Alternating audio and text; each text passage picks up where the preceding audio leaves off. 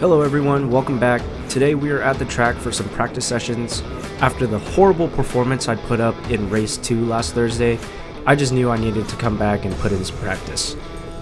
The main goal this weekend is to nail my braking point down at turns 6 and 7 because that's where I struggle the most at, and also to try different lines at turn 1 so I can get a lot of speed coming down the straight.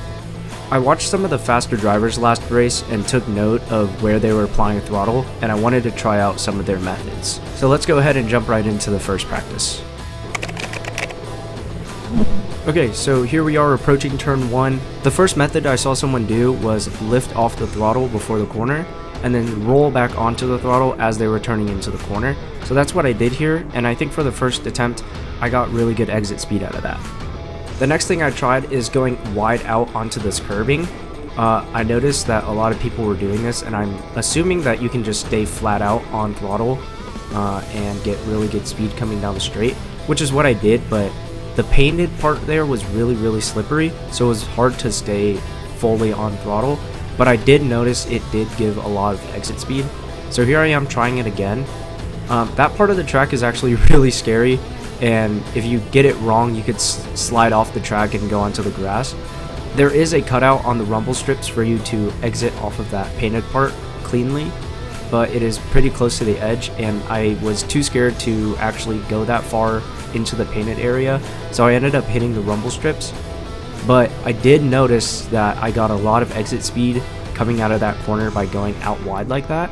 So what I want to try in qualifying of race 3 is going wide out there to get good exit speed, and then taking the cleaner on track line to finish out the lap, and I think that's the optimal way to get around the corner.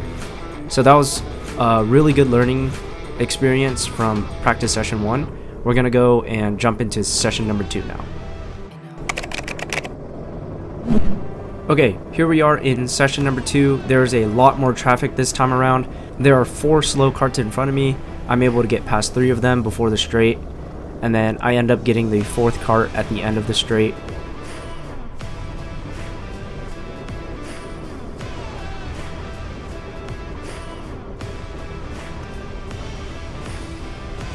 Okay, so this number 4 cart in front of me, I didn't know it at the time, but this is actually one of the employees that works at the track. He is getting in some practice laps, I guess, but I just thought he was just another normal guy.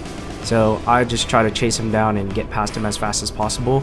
But little did I know, we would get a lot of good wheel-to-wheel fighting in this practice session, which I'm pretty sure will help me in race number 3.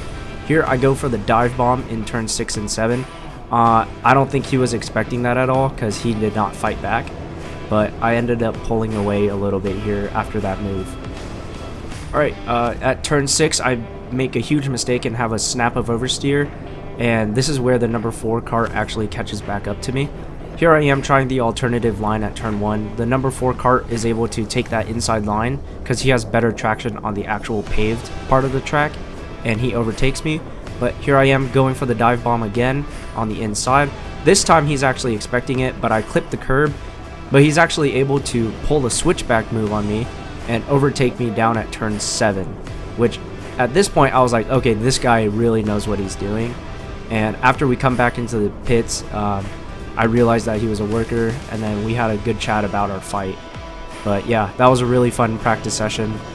Next up is race number 3, and I'm going to use all of this knowledge that I gained from these practice sessions to try and get a much better result than P10. So I'll see you guys in the race 3 video to see if I do any better than I did in race 2. Thank you for watching.